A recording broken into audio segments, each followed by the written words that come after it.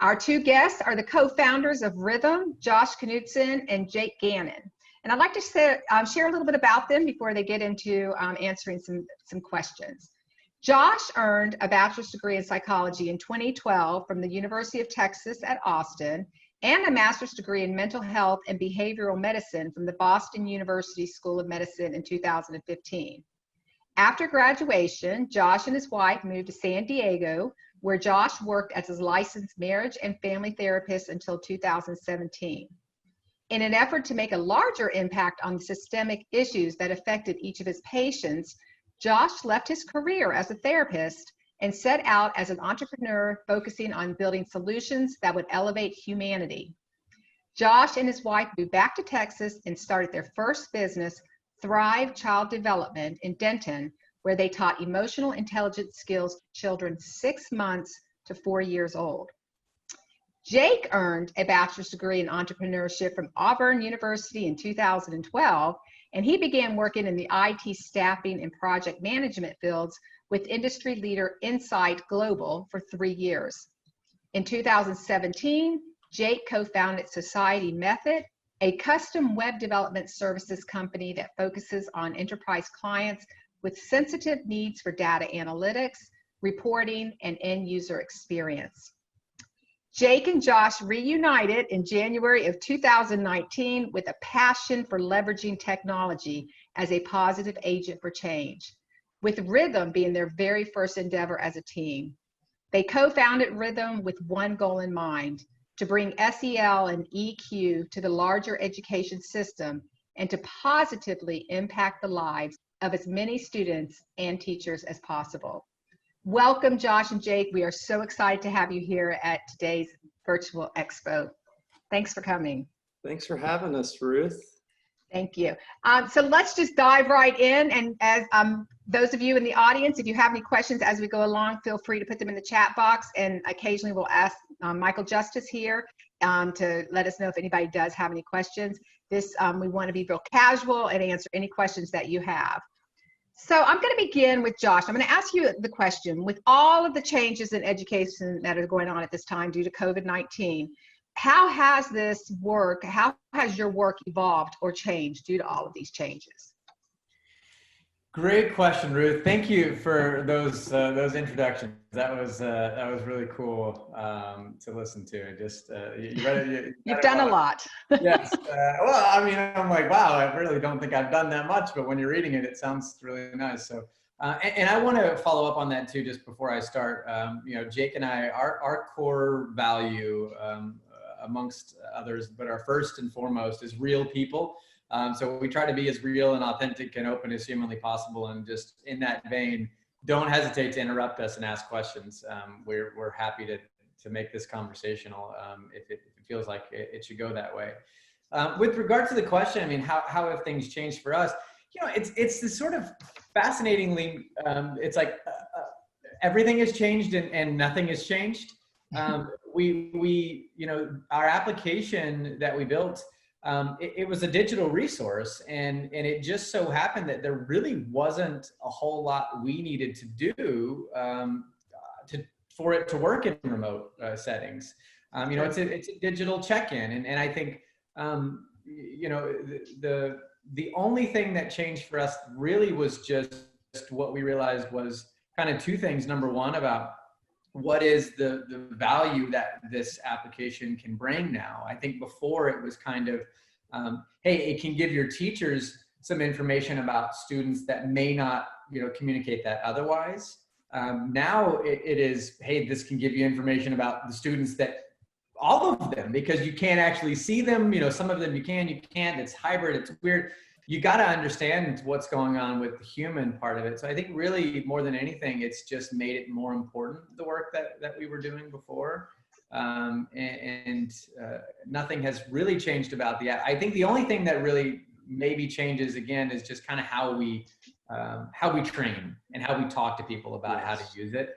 The way you can interact with it shifts a little bit in this setting. And so, we talk a little bit differently about how to use the application, but we were just in this really kind of serendipitous moment in time where we built something that pivoted really, really easily to what was happening. Jake, I know you probably have some thoughts on this. I want you. Yeah, we used to like train on the app as a classroom tool and a campus tool.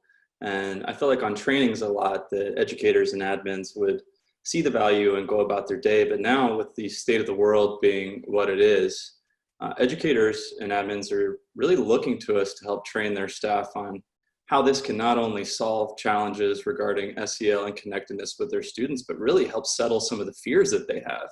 Most of the time when we hop on trainings, teachers are, you should see their faces. Most of them are like, oh my gosh, please don't let this be some big complicated thing. I hope this is easy, and I'm already really scared about this year. I haven't met my kiddos yet. This is my first time ever doing this.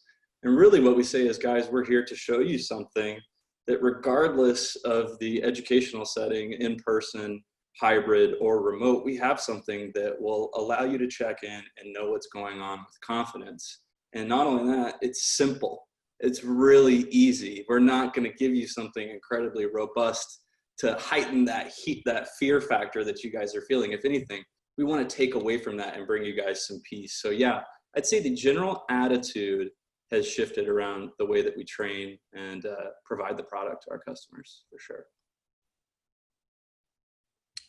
I muted myself. Yeah, I sort of answered my second question. I was going to ask Jake if he feels like now there is a greater purpose for your product, and I feel like you've said that there is a strong need still for the product, even more so now because teachers aren't able to create those relationships face-to-face for so many of our educators out there. But did you have anything else to add on to that? Yeah, for sure. So at the beginning of this year, we launched on January 6th for everyone who's not familiar. And at the beginning of the year until COVID, for the first 2 or 3 months, the product was seen as a nice to have. Like, oh, this is cool. Like, okay, we've been looking for something like this. We'll get around to it. And really the need for SEL and having a really concrete understanding of staff and student well-being has gone from a nice to have to a must have. And that has honestly translated to the educators that we work with and the admins we work with. We've seen the sense of urgency and focus on well-being shift massively. Of course, everybody's busy and has a million things to do, especially when you're running a campus or a district.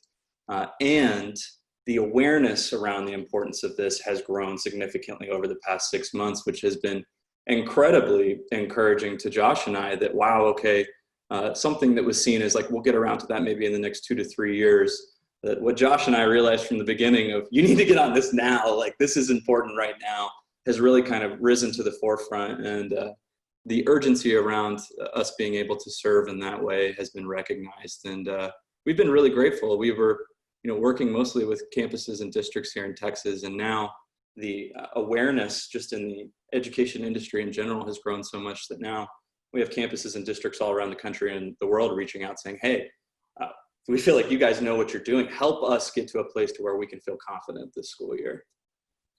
Yeah, I want to add on that too, Ruth. Say the question one more time, because there's a word in there that I liked. I said, have you found that your work around social emotional engagement has an even greater purpose? Even greater purpose. That I wanted to touch on that because I think it's important. The purpose. I think what Jake's alluding to is that the awareness has shifted. There's an even greater awareness of the need, but I think the purpose has become. It feels even more. Actually, the second core value of our business is heart-centered, and it feels like our hearts are tugged more now, even more than they were before. Can I share screen? Is this MJ? Am I going to break anything here if I do this? No, go right ahead. Okay, awesome. I want to show something right here. Thank you. Can you see it? Are you yes. good? Yes. Good? Okay. Yes. This is child welfare reports. So these are, mandated reporter statistics. This is the state of Colorado, but this is sort of a good representation of how this works sort of across the country. And every year, so this is 2019, every year this drops, right? This is summertime, right? So all of the mandated reporting, the cases that teachers, administrators, counselors see and report on, they drop off a cliff every year in the summertime, which makes sense. 2020, we can see this drop happened with COVID, right? So once students go home, the awareness of what's happening. So you look at that, this is a 4,000 or almost 5,000 case difference here, right? These are 5,000 child abuse cases that were not reported in the month of April, that were missed, right? That happened last year. And so, you know, just specifically when we talk about the purpose, this data is part of what really suggests to us that there is a massive increase in the purpose of what we're trying to do. Because, you know, and there's those of you that learn a little bit more about the application later on, we have custom risk alerts set up in the application. The check-in data can actually trigger some of these, the type of information that you would need to see to make these types of reports. I just think this is a really good statistic to suggest something that we're talking about here around the purpose of what this thing is all about. We don't want the kids to fall through the cracks. That's scary. That's a big difference. That's actually very sad. Yes, but data helps us to make informed decisions. So thank you for sharing that. Yeah. So my next question is, so as students and teachers come back to school, whether they're coming back distance learning, face-to-face learning or such, what do you feel are the greatest areas of well-being administrators might focus on? Well, there are so many aspects of well-being. So I think our check-in, our assessment, we call it the rhythm assessment, it looks at 5 different categories. So you have mental, energy, emotional, physical, and social. We use a nice acronym there. MEEPS is the acronym. So MEEPS, right? I think that, you know, if the question is what are the aspects of well-being you want to focus on most, so we can certainly talk about, you know, some that in particular I think to pay attention to. But I think just more broadly, I would say that framework, just those 5 simple categories, gives you a little bit of context as to, hey, what are the things we want to look for, right? So, you know, that mental part, if we want to talk about learning, if the objective is let's make sure that we can continue learning, then we need to look at that mental well-being, right? You know, the spectrum on our check-in goes from sort of down here on the low energy, you know, negative, sort of not ready to learn information to something like, you know, I'm foggy. My mind is kind of foggy. I just wake up like I'm a little bit of a fog, right? On the other end of the spectrum, we have things like my mind is racing, right? And so I think if the objective is learning, then a particularly important aspect of well-being to pay attention to is someone's mental well-being, right?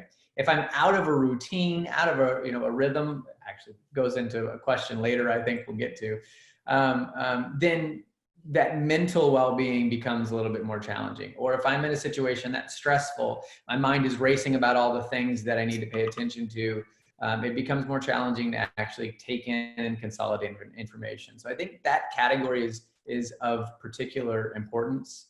I think the other one that's probably interesting and worthy of paying attention to, and I think a lot of people are already paying attention to, is social. Right? Mm-hmm. That the social aspects have shifted dramatically, and I'm a bit of a neurophysiology freak, so I'm gonna try to say this in not my, you know, weird nerdy terms here, but there's a whole thing that happens in the nervous system that when we engage socially. So our face, when you read someone's facial expressions, when you interact with your face and you smile and you laugh, and those things, again, a lot of complexity behind the scenes here, but long story short, they open your nervous system and your brain up. They allow it to be open and accepting and flexible. And there's a reason why we need connection so much in our lives.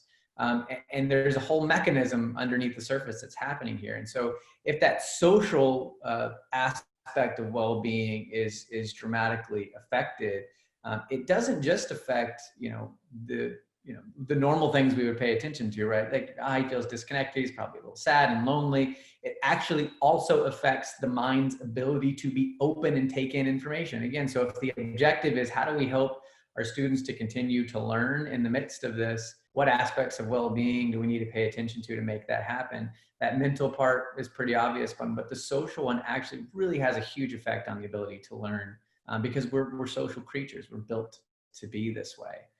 So I think I would say all five are really pretty important.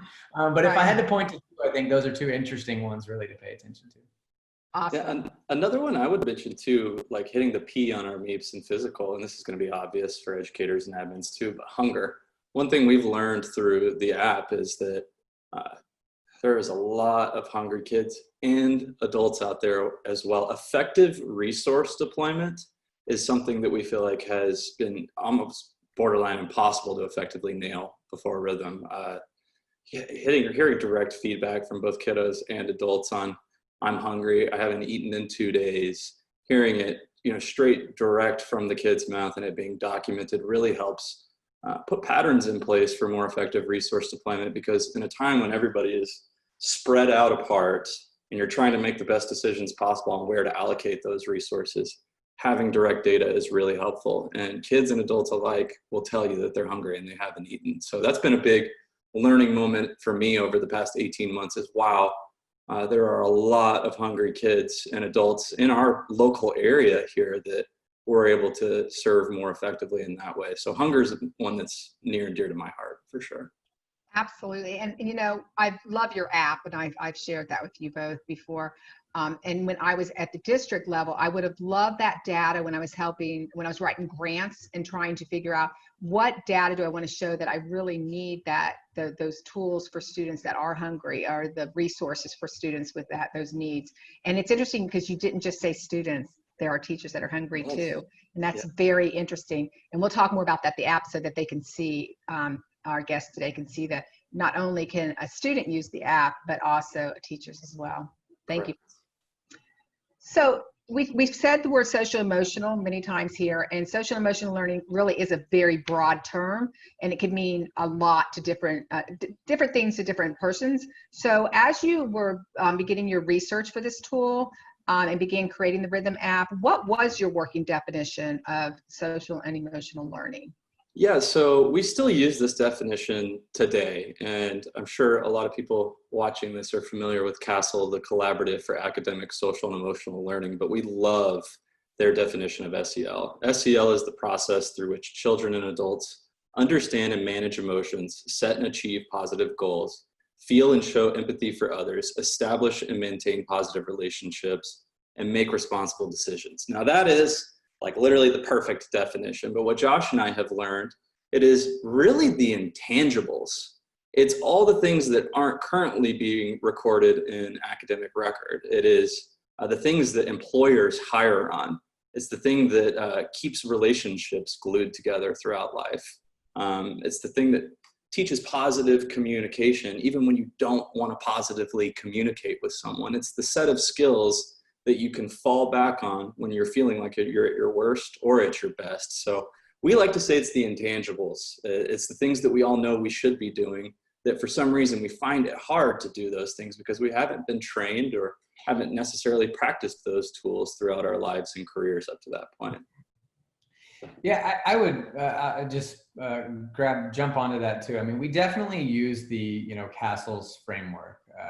All of our activity videos are aligned to one of the CASEL skills, and we pay a lot of attention to CASEL and what they're doing. They do a ton of really great work, and I think it's a good definition that that the industry has sort of coalesced around, and I think for good reason. I think what Jake's saying, if we want to sort of broaden it out even to sort of make it generic, a little broader, there is those intangibles. What I would say, they're the human, it's the human stuff, right? It's just the stuff that we all do. It's the human stuff. I personally, I like to sort of break things down into these three categories. There are your sort of your knowing skills, like the knowledge that we gain. There are your like doing skills. So those are like how you actually do something. So like history would be a good example of like knowing skills. Where like math might be a good doing skill, right? You're actually kind of doing some calculations, or even as you go along, like trade schools, these kind of teach you how to do things, or, your shop classes, your art classes, they teach you the doing skills. Oftentimes this is what, mainly what education is doing. They're teaching you knowledge and doing, right? How to know things and how to do things. And I think what the third category is the being skills, just how to be a human. And that's where I think really social emotional learning falls into. So I love Castle's definition. I think definitely it gives more structure and sort of, something you can grab onto. I think this being thing is a little, wasn't the Wallace Foundation the one that said there's no silver bullet term for SEL? Yeah. So there, exactly. Yeah, the Wallace Foundation. Yeah, it's definitely a difficult topic. Yeah, it's a little all over the place. But I would certainly say, Castle's definition is the best one. But as we have thought about this, we do kind of think about it as those being skills, those intangible I like that. being skills. I love that. Being, doing, and what was the third one? Knowing. Being, doing, and knowing. I like it. Thank you. Yeah. So from your own personal experiences, and you work with a lot of schools now, do you believe that social and emotional learning gets focused on enough in schools? And why or why not? That's the whole reason that we started the business. Josh, you want to talk about missing piece? Yeah, I mean, our answer to that question is SEL solution. We're going to tell you that it's not. But I think, we can break that question down into two things. Are people focusing on it enough? And then the other is that are we doing enough? And I think actually I would suggest that the focus is maybe not as far behind as we would want it to be, right? Jake and I are talking to districts and campuses all the time, and there is not a single one of them that we run into that's like, oh yeah, we don't do SEL. We're not, no, that's right. We don't buy that. Everyone is doing it. Everyone pays attention to it in some capacity or other. Now there's, certainly some districts that are like, yeah, we do a couple things, and others that are like, yes, we do every single day. We do this and this. So there's a spectrum of it, but I think the focus of it is actually, I'm very encouraged by where we've gone with regard to just great human beings, and I'm encouraged by the progress and the trajectory of where we're going. The thing that we've tried to do here, though, is that there's a difference between what we're aware of and what we're focusing on and what we're actually doing or actually really able to do sometimes. So Jake referred to the missing piece. This is Castle did a huge survey across the country of educators, and they called it the missing piece. 98%, and this is why I say I'm encouraged by where we're at, and I don't think we're very far behind. 98% of the principals that they surveyed said that they believed, yeah, SEL programs are absolutely beneficial for our students and we need them. 36% of those same principals said that they actually had a school-wide comprehensive social emotional learning program in place. And that is the difference. That's the two difference. So I think the awareness is there, the action is lagging behind. Now, I also would suggest, I don't think the action is lagging behind for lack of trying. I think everyone is really moving in that direction. Where I think the action lags behind, and this is the primary problem we set out to solve, is that it's not very easy to do. We're actually, especially at scale, you want to talk about across an entire, very large districts. I mean, this is not easy to do. We're asking teachers to become math teachers. And, oh, by the way, can you be an emotion regulation teacher? While you're worrying about your own emotions. Yeah, exactly. Right? Yeah, right. That's the next thing I always say this. Adults don't even know how to do it ourselves yet, right? And we're supposed to teach it. And so it is a really, really challenging thing to implement. And the thing is about social emotional is it's kind of abstract and you have to kind of fit it in, right? It's like, okay, I'm learning, we're teaching math. Oh, well, you can bake social emotional learning into your math lesson, right? If we want to talk about like resilience or grit, okay, now we're learning a social emotional skill while we're doing math. And that's great, but also it's really hard to do. You also got to teach the math and to have the knowledge and the awareness of like, okay, what is grit and how do I pull that skill in? It takes a lot of training and a lot of time. And so, what Jake and I always say, and what we hear a lot is districts have, 3-year, 5-year, 10-year plans to roll social emotional learning out. And we say, okay, let's take your 10-year plan and let's turn it into a 1-month plan. Let's have every student, every teacher, every day doing a social emotional learning intervention and providing data on that right now. And I think that is the central problem that we set out to solve, is to make something that's simple enough, 3 minutes or less a day, that everyone can, we can train teachers in 4.5 minutes. We have a 4.5 minute training video. The app is 3 total pages. We have 250,000 users on this. I get about 3 calls a day, which is just nothing in comparison. So it's pretty easy to use. And again, that's the whole purpose. So in answer to the question, I think the industry is moving in that direction. They're doing a great job of paying attention to it and becoming aware of it. And I think that we all just need something that can help us to really get the action to match what we all know.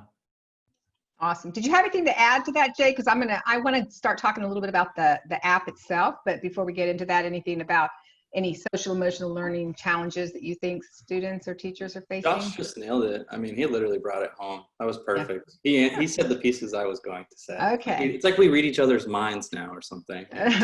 Well, how long have you been working together? Yeah, long enough, right? Yeah, exactly.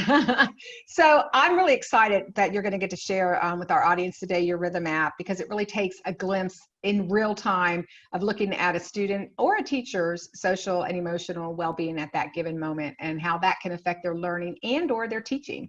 So we're going to talk a little bit more about the app. So I just want to, for the audience and for my sake as well, tell us why you created the Rhythm app. I think you've sort of alluded to that, but what was the sole purpose that you for creating this, and such a simple tool for everybody to use? Yeah, I think it'd kind of be a good time to tell like a 1-minute version of our story. So Josh and I didn't meet in our late 20s, early 30s. Josh and I have known each other since we were 12.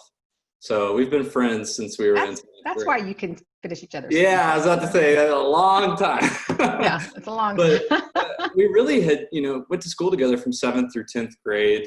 And we have similar personalities, but we took different paths. And when we reconnected at our 10-year high school reunion, I honestly was just blown away by the growth that I had seen with Josh. And I was like, man, this guy's really got it together. And within 20 minutes, he had said, hey, if you've got a tech team of coders, I have an idea for how we could really simply leverage technology to do 3 things: increase and enhance teacher-student admin communications, effectively deploy and teach SEL and well-being activities, and to create data inputs in an industry that traditionally has no data regarding the mental and emotional well-being of their staff and students. So it was Josh that really informed me of the need based on his experience as a counselor and therapist. The why was really to, like I can explain our mission now too, is we're trying to solve the human excellence problem. I think Josh does a great job of saying this. I'm going to steal it from you this time, but people, before AI takes over the world and does all our jobs for us, right? People are the ones that are going to solve the world's problems. And right now, the majority of people are broken. So we were seeking a way to start solving brokenness with the future of America first, with our kids in school and their teachers that are teaching them right now. So the why was sensing a need for massive change and trying to determine a way to do that change simply and consistently. And yeah, that's a little bit about us and our background. Josh, you want to touch on that a little bit? Yeah, I'll share. So I was doing, a bunch of school-based mental health work, and running groups with students, and doing individual counseling. And the original idea was very simply, and there's a lot, the kids I was working with, right? I got the groups of the students that were all, on IEPs and in trouble oftentimes, and academically not being particularly successful. And what I came to understand, I had a group of 12 young men. It was a men's leadership group that I ran at a school in Southern California. And every single one of the 12 kids in that group, not a one of them had a steady father figure at home. Every single one was missing a father. And I just started thinking, man, I wonder, they didn't even know this about each other until we started talking, and they're all like, oh my, and it dramatically changed the way that they worked with each other and communicated with each other. And the original idea was very simply like, what if teachers had some of this information? What if they were aware of this? How might it change the way that we can interact with students and at least understand what we're seeing with some of these students? Obviously, in a confidential way, we're not giving them any of the clinical information, but how do we do this? How do we do it simply? That was where the idea began. And that was like, okay, let's build this emoji-based check-in that like kids will vibe with because it's emojis, they use them all the time, and give that information to teachers. I think over time, what we learned is what I was sort of referring to around these like logistical challenges of actually pulling off SEL and mental health programs at any level of scale. And so that's where the tool began to evolve. And we said, okay, we got to build something that can solve this human excellence problem, if you will, like allow the next generation of students to have those being skills, to know how to be good humans, which everyone's kind of paying attention to. But we got to figure out a way to do that at scale in a way that's simple enough that we can actually pull it off and that districts can pull it off. And that was it. That was the whole purpose of the tool from the beginning. And so it began. I love it. But can you tell us in the audience, what does the word rhythm mean? Because that's the name of your app. Okay, Curious. can I handle the beginning of this? Okay, then let you go into your piece. Okay, so the app was originally called Vibe, and then it was called Pulse, and we were like, we need something a little bit more original. And I'm a music producer too. I love writing and recording music. And I was working on music one night, and it just like hit me. I was like, oh, rhythm, like that's it. That's what we're trying to do. We're trying to establish a rhythm here. And I thought that we could put the little I on it, because it's like tech and it makes it a little bit more unique. And it also, if you can tell through our logo, which I'm sure the attendees will see. Let me see if I can pull up. I don't know if I have a logo somewhere here. Keep talking. Somewhere on there, but there's like a little I in the R too, to where we incorporated that to, Josh is showing. There you go. Okay. It's like there a you go. person. It's about making it personal as well. It's this personal rhythm that everybody's experiencing on a daily basis. Josh, do you want to explain the cadence of rhythm and why that's important? Yeah, absolutely. So Jake definitely came up with the name, and he texted me it was like 2 a.m. He was like, I've got it. And I was like, that's the one. But Kim, I actually, or Ruth, sorry, I wanted you, Ruth, if you can pull up the slide, it talks about like neuroplasticity. I will find that slide, right? This one? The next one. This one. Yes, perfect. Okay. So, there's 4 concepts, and this is really what rhythm is all about, and why we call it rhythm is that there's this serendipity that happened where we needed to create a simple tool so that teachers would actually use it, that we could do it at scale. We've talked about all of that. But what really, again, the serendipity of all this is actually aligns really well with how you develop lasting well-being and lasting these like sort of social emotional skills. Actually, the best way, and this goes into the neuroplasticity, if anyone's familiar with neuroplasticity, this is basically the fact that your brain can change over time. You can train your brain to do different things, to work differently. And the best way to do that, the best way to, if you have a nervous system or a brain that's kind of like racing all the time, right? You need to slow it down to become a better learner. The best way to do that is not to do, like, hey, for 45 minutes on Fridays, we're going to sit down and talk about social emotional learning and like teach some skills, or even like, hey, for an hour on Wednesdays, we're all going to sit down and like do some like stretching or, whatever it is, like you might call it yoga or whatever, right? You don't have to do that. Actually, the best way to change your brain or change your nervous system, impact it in such a way as to make you more regulated over time and in a lasting way, is to create a habit or a routine or a rhythm, if you will. And so the whole, again, the serendipity of this application is that it's simple enough that teachers will use it and actually aligns with how you develop lasting well-being. So the idea is that the activities that we have that launch, so it goes like this. You have a check-in, and then we have... and I'm going to pull that up right here. Can I show that? Yeah. So Go ahead. the students check in, And then we have an algorithm that actually asks what's going on with the student right now and what's the best thing to do to help that student become more ready to learn right now and to teach them a skill in the moment. And that activity launches immediately on their device as soon as they finish the assessment. And again, it is rooted in what they entered on the assessment. Now, the third piece is that teachers have the information to check in. But the first two pieces are what we're talking about. So each activity is less than 3 minutes. They're all really in the 1.5 to 2 minute range. And they always involve some, whether they're a lesson or they're a skill or an activity, whatever they are, they always involve a practice. We actually do something. It's not just learning and sort of, it's not just that knowledge, it's actually doing something as well.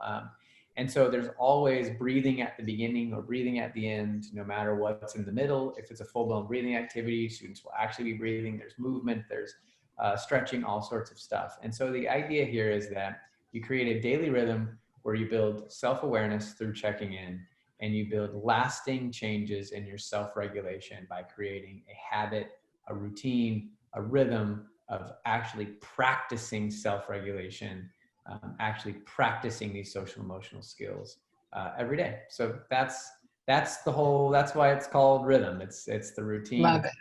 And Jake makes really cool music for all the videos. Well, and I like that. I like that it's a music background because I have a music background as well. So Okay. it's awesome.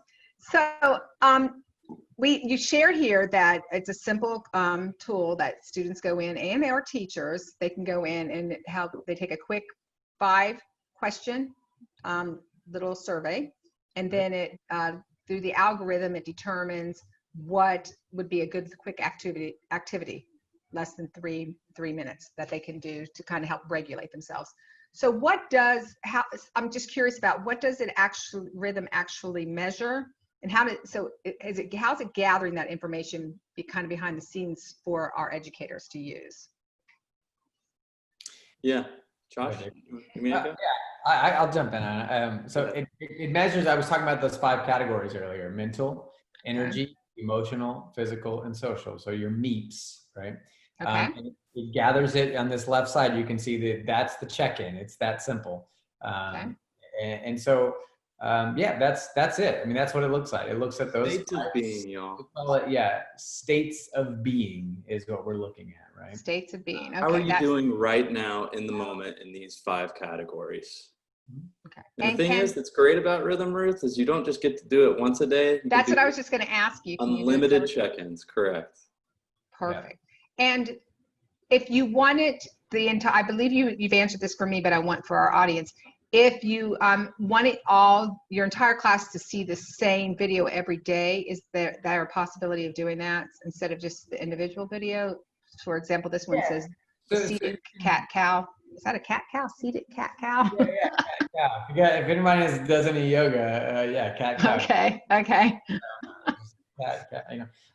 Anyway, so you can go to our activities library anytime. You can just click on the little activity library icon, and you can choose any activity you want ever. Like a teacher can just go in there, play an activity, project it up on a screen, and the kids can do it. You don't have to do the whole check-in, the whole rhythm piece. And then also you have some session options. When you run this session, you invite your students to do it. You can change those session options to say that you want to run this as like a group activity and do it for the whole class. And that way, actually, the algorithm will shift and it will say, okay, let's actually ask, what does the class need as a whole? And then it will launch just one. I like that. Okay. On the teacher's device, and then the teacher projects it up and the whole class does one together. So it's an algorithm for all of it. It's not just picking something randomly. It's really still looking at the data for something that the entire class sees. I love that. You just have a little toggle switch basically in the app. You say, hey, I want it to be individualized and have the algorithm run on each individual student and give them specific activities for them. Or you can just say, hey, never mind, for today, I want to run it as a group. And it will just ask, hey, what happened for the whole class? Sounds good. This is what the class as a whole needs right now. It's such a great check-in for teachers, and I love that they can do it more than once a day, and being able to just see where their students' mental and health is for that moment, or that physical or emotional. And it's interesting because if they're at home learning, distance learning, you probably would want to do this a couple times throughout the day, because I've seen pictures lately on Facebook of kids that, God bless them, the little kindergartners, that after 5 minutes on the computer like this, and then eventually they've got their heads down and they're all over the place, because it's very difficult to stay really focused in front of a computer. Yeah, in the day and age, Ruth, when 7-year-olds have these and they've got TikTok and Instagram, I'm 30 and my attention span is pretty short as well. We realized that bite-sized pieces for this entire thing, making it quick and effective, would allow for more engagement. Love it. So you've used it. You have a lot of people, obviously you used it, you created it, but you have a lot of users out there. So what impact has Rhythm had on students and teachers so far? What have you heard out there for the people that are using it? I think my favorite piece of feedback is this literally has the ability to save lives. Wow. Okay. I'll give you guys an example. We had a campus come on in March, actually 2 weeks before COVID happened. And they had a little girl at their campus. She was in 4th grade, and she hadn't spoken a word to anyone, educators or students, in 2 years. She was just dead silent. They couldn't get her to talk. And second day using the app, she said through the text box, "I'm lonely. My parents have been in jail for 2 years." And they were able to intervene in the moment, love on this little girl, and make sure that she had resources in the moment and going forward to make sure that she wasn't lonely and that she was properly taken care of. So I think the impact, since we've only launched 7 months ago and grown to this point, we're only seeing the tip of the iceberg of the immediate impact that it's having. But really what Josh and I are most excited about is to when, our 1st and 2nd graders now are seniors in high school and they've used this for 10, 11, 12 years. The impact it will have on them as adults coming out of high school with a fresh set of habits and confidence within these habits that they wouldn't have had otherwise. So of course the impact of in-the-moment intervention is great, but the positive correlations we've seen in what we like to call our tempo score or regulation score improving over time has been staggering to us. We've honestly been so blessed and grateful that this thing actually works and is doing what we intended it to do. Well, and your goal, as I read at the very beginning, was for you both shared that you really wanted to make a difference out there for students and teachers. So you definitely are doing that. It's awesome. Yeah, I want to, real quick, Ruth, I want to add 2 quick things to that. Well, also, we have a question I want to answer. Okay. I'm gonna share my screen again. I don't know if I'm breaking all the rules here. But no, you can show us anything you want to show us. Okay. So, by the way, for those of you out there, we have a whole separate product for our school administrators and district administrators that's called Rhythm Insights. You can dive way deeper into all the data. You can ask tons of crazy questions of the data. Each one of these pages has 4, 5, 6, 7, 8 charts on it. The one I just want to show briefly is kind of because it's related to what we're talking to, is this. That every grade level that we worked with, so we have this metric called the tempo score. It's really like a regulation score or a readiness to learn score, and really it's probably a pretty good proxy measure for just general well-being overall. And we can, those of you that join us on a demo later, we'll explain to you a little bit about how we calculate that and what it means. But it's a 0 to 100 score, feels really familiar, and we see that literally every single grade level, for the most part, showed improvement over their use of rhythm, that they actually increased their amount of regulation over time. And this is from 130,000 assessments that we did last year, or last semester. So really robust data. We've worked with the University of North Texas here in Denton. We actually had some researchers come in and do some statistical analysis on everything to make sure this was statistically robust, and we've shown very robust, statistically significant improvements in classroom regulation and engagement, and really early on. And then, anecdotally, we've just across the board, a couple of teachers reporting suicidal ideation through the application during COVID, people were able to intervene there as well. So anecdotally and sort of data have both seen pretty good stuff. So I also want to get to Brent's question. He's asked, who are your competitors? Does anything else out there provide this level of feedback? Not that we're aware of, and we've done a lot of research to try to find someone else that does this. There are some companies out there certainly that have that shared data. Oh, there you go. Jake is pulling up the competitive landscape slide from something else that we do.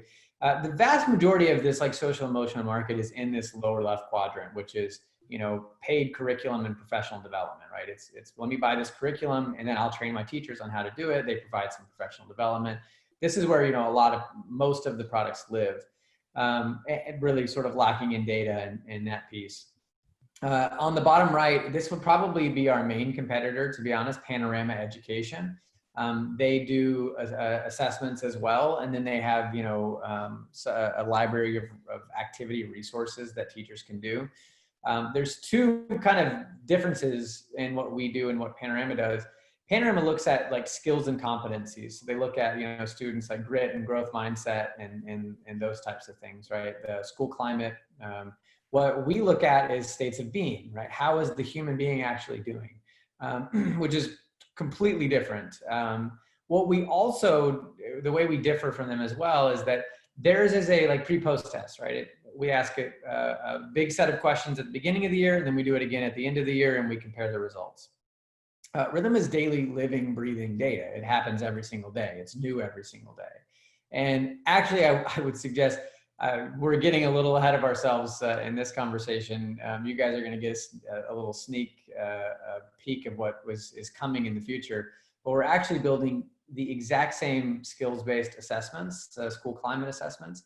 And you'll actually be able to schedule those out and drop them in throughout the year in bite-sized increments, little 5 questions at a time. So you can gather the exact same data that our competitors are gathering.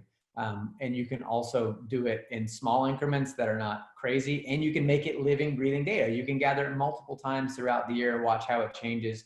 You know, if something happens at the school and you say, hey, I want to know school climate right now. We just asked it a month ago, but something happened here. We need to ask this same question again. You can drop it in and just ask questions around that. So that's actually what we're working on building in the background right now to be able to do that as well. The other difference I would say is that, you know, most of our competitors, again, the activities live separately from the assessment. And so it's still, the onus is on the teacher to figure out what is the activity I need to do. If it's a curriculum or even free online resources, what do I do here? And it's relying on teachers to know what to do. And many of them do. However, many of them would definitely require and want some help in that, right? And so that's where our algorithm and sort of the simplicity and the design of what we've done here is really kind of making that simpler. So yeah, I hope that answers the question, Brent. Feel free to help. Josh, we have 12 minutes left, so let's be as Yes. effective as we can. Yes, I was going to say the same thing. I'm going to just give you the time to share what it is you felt that was really important to share. First off, I just want to say thank you for sharing that. The fact that you share your competitors really shows that you're not worried about it, you know, because it's not apples and it is apples and oranges, and your tool is highly effective. So thank you for doing that. Share out whatever things you really feel like as co-founders of Rhythm that our audience really needs to know in our time left together. No pressure. Well, I want to go through a couple other like perspective questions on here. Okay. There's another one that you had for us, Ruth, that was like, what's our most valuable feature for educators? Obviously, Yes. the check-in, the activities and data is, like Josh likes to say, serendipitous. It all works together. But there is another feature we have called risk alerts that allows you guys to have heads-up notifications based on emoji responses, tempo score drops, and note alerts that come in based off sentiment analysis that we do. So I'd really say the risk alerts allows educators and admins to be 10x proactive from what they were before. Incredibly effective communications channel too internally between staff. You have the ability to escalate tickets to, maybe if you get a suicidal ideation note and you're a teacher, whoa, I don't know how to handle this. You have the flexibility to bring in a counselor or district administrators also to assist. So, the base level features are amazing. They are what used most often, but that risk alerts piece really helps kind of bring it home. And Josh is showing you. Josh is going to show us. Just, while you're in the background, Jake, I figured out. No, it's great. Yeah, thank you. Yeah, no, you're picking one of the emojis, it looks like, to kind of see. Yeah, we can just custom configure this however you want. So if you say, like, if a student or teacher enters angry, 3 times in 1 week. I want myself alerted, the teacher alerted, and maybe there's like some counselors and things I want alerted. And you can set that up to be email. And you could choose any metric, right? So we've got angry here, but we could do, hungry. That's where you got the hungry from. Okay. So you were able to tell that. Anything Okay. that you want, and you can do it anytime. So like, call it 6 times in a month or whatever it is. And we Okay. give you the ability to configure that. And then there's a couple of others, like the note alert allows you to, make sure that you don't miss anything that's entered on those notes. So we do some artificial intelligence to analyze the notes. And if there's a really strong negativity in that note, then you can set yourself up to be alerted to that. So yeah, just a couple of, I was just going to show it in the background while you were talking there, Jake. But Yeah, and there's 3 more things I want to touch on. First is our user retention rate. For everybody watching out there, 90% of our users, students and teachers, use the app at least 3 times a week. 75% of our users use the app daily. So our users don't leave the app. This is kind of a proud moment for us, but we don't know. I'll clap for you. Okay. We don't know of any other technology company, especially within EdTech, Yeah. that boasts that kind of user retention rate. So not only are they coming back to it, but they enjoy using it as well. Another thing I want to mention on here is affordability and accessibility important for us in regards to educators? Absolutely. Whenever we were examining that competitive landscape, we said, why in the world are these companies charging $300,000 for 30 elementary schools to have access to these tools? Well, in our opinion, we don't feel like our competitors built lean technology to be able to support their business model. Essentially what they did is they captured a moderate user base, 1 million to 4 million users, hired 400 to 500 employees around to support that user base, and they have to charge really high costs in order to maintain their payroll and make a little bit of a profit. Well, Josh and I said, we're gonna build a piece of tech that could have, no joke, 50 million users on it and could be supported by a 30 employee user base. And that's what we're growing towards now. And our pricing reflects that. Our pricing is $45,000 per year for a district that is 10 campuses or larger, or $4,500 per campus annually. So we want to make this really cost effective for districts large and small to make sure that they can receive Rhythm's value. And the last piece I have here is that we have plans to expand outside of K-12 education. We wanted to serve K-12 first because we felt like the need was greatest there for us to serve the future of America and our current educators. But we are honestly about a day away from finalizing our first healthcare partnership. We're going to have behavioral health partners actually in the app as well to assist with some of these risk alerts, provide in the moment support that overwhelmed counselors and therapists aren't able to provide. And that's just the beginning. We're planning to go to enterprise, corporate, law enforcement, military, and the flexibility and simplicity of the app allows us to flip the context to whatever market or industry needs it. And I guess the last piece, and I'll let Josh answer this first, but if there was one thing you wanted people to know about Rhythm and you as co-founders, what would that be? That was Ruth's original question. Josh, you first, and then I'll touch base on my piece on that after. Yeah, I think those of you that have hung out with us here and anyone watching this in future land, I don't think there's much else that I need to say about us or Rhythm. I think you guys have gotten a really good overview of everything we're trying to do. I think I would use this time personally just to say thank you for what you guys are doing. This is an unbelievable time. We were on a panel a couple days ago and we were talking about, the question was, why is education important? Who if you don't have a kid, who cares, right? Why is anyone paying attention to this if you don't have a kid? And I think that the answer to that question for me and for us was that education literally touches every single human being that grows up in this society. Literally everyone. There is not anything else out there that does that. I mean, it is of the most central importance. It is the thing that shapes every single one of us. It touches every single one of us. So, we don't give, and this is, a tired thing to probably say, we hear it all the time, but we don't give enough, value to this industry, to education in this society. And I think I'm encouraged by what's happening right now. I think it's a challenging time, but I think everyone's paying attention to education in a way that they haven't in a while. And I'm hopeful that we're going to come out of this with people caring more and doing more, and with parents more engaged in the process, and really a more collaborative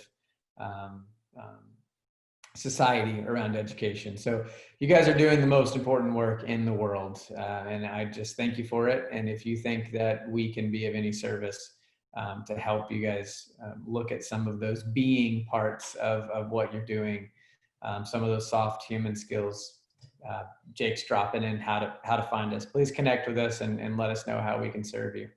That's it, mine too. We're just here to serve y'all. You're educators, admins, students. That's literally what we wake up every day to do, and we're motivated to do it all day, every day. Josh and I work like crazy hours. Like I think I worked like 15 hours yesterday, and I went to bed with a smile on my face and woke up with a smile on my face this morning, because we feel like the two luckiest guys in the world to be able to save and serve the way we have been so far. So yeah. Well, congratulations on, expansion and all of that. As I said, don't forget us, that we're with you here. How could we forget you, Ruth? I say that all the time to these guys. I love them. Thank you. We have a question. Brent, Josh, do you have any relatives in Amarillo, Nick Knutson? Not that I know of, although my family has been in Texas for longer than any of us can even remember. So there's potentially, I don't know, it might be like a fourth or fifth cousin out there in Amarillo. I'm not sure. That's funny. Thank you for that feedback, Brent. Thank you. Everyone, thank you all for joining us so much. And thank you so much, Josh and Jake, for your time today and for sharing this. It's just great. I love your tool. I've shared that with you, and being an educator for over 35 years. I see a lot of these tools come and go, and yours is just so unique, so different. And I just wish you all the best of luck with this app, and really excited that Meteor Education gets to partner with you for this app. It's just Thank you, Ruth, and thank you to Meteor for having us today. We love working with Meteor. You guys rock. Thanks. So for those of you who are still here, they mentioned demos. So there will be time. I will send an email with the recording. So you're more than welcome to share the recording with any of your colleagues or friends. And also there'll be, we have 2 demos set up next week. I'll put the dates in the email. If you're interested in small group demos, you can just email me back, and you're more than welcome to attend those. And if you need any other support from us, from Josh or Jake, we will supply you with their email addresses, and you can reach out to me as well from the thank you that you'll receive later. By tomorrow, you should get that. Thank you again so much for your time today. We love our virtual expos at Meteor Education. We love Rhythm, so thank you for being our guest today. And we look forward to those of you attending in the future for our Meteor webinars and virtual expos. So thank you, everybody. Thanks, Ruth. Thank you.